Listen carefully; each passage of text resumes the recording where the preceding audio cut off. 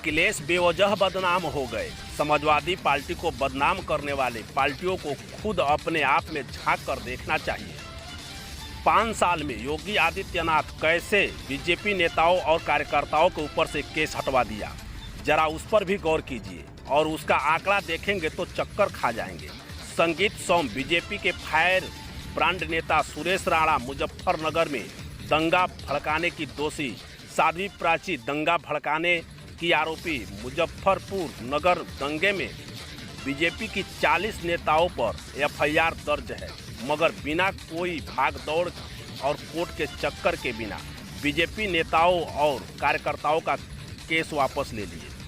साल 2017 में जब योगी आदित्यनाथ की सरकार सत्ता में आई तो बीजेपी के 312 विधायकों में से 114 विधायकों के ऊपर खिलाफ आपराधिक मामले दर्ज थे। उनमें से 83 नेताओं के विरुद्ध संगीन अपराध के मुकदमे चल रहे थे। यूपी सरकार ने तभी से मुकदमे वापस लेने की लिए शुरू कर दी। 25 जून 2021 को सरकार का फैसला आया कि 5000 बीजेपी कार्यकर्ताओं पर मुकदमे दर्ज सभी वापस लिए जाएंगे, जिसमें सीएम, डिप्टी सीएम और मंत्रियों के भी दर्ज मुकदमे भी शामिल हैं। लेकिन भला बीजेपी पर सवाल उठाए कौन? वह तो गंगा के धुली हुई पार्टी है। इन सारे मामलों के योगी जी की सरकार अपने पॉलिटिकल प्रोपेगेंडे से देखते हैं। चुपके से केस हटाने की प्रक्रिया विधि विभाग से शुरू भी कर दी, लेकिन बीजेपी नेताओं और कार्यकर्ताओं के हसरतों पर सुप्रीम कोर्ट ने एक फैसले ने पानी फेर दिया। अब मुश्किल यह हो गई है कि सरकार अपने खुद के लेवल पर हटा रही है। अब उसके लिए उसको हाई कोर्ट जाना पड़ेगा। हाई कोर्ट जाने का मतलब है मुकदमा पर बहस होगी। हो सकता है बीजेपी के विधायक और कई सांसद जेल भी जाएं। दिवाली मनाने की तैयारी कर रही थी, अब उनकी दिवाली जेल में बिताने की तैयारी कर दी सुप्रीम कोर्ट ने। सुप्रीम कोर्ट ने कहा है कि सांसद और विधायकों पर चल रहे क्रिमिनल केस राज्य सरकारें वापस नहीं ले सकेगी। केस वापस लेने के लिए हाईकोर्ट की मंजूरी को अनिवार्य कर दिया गया है।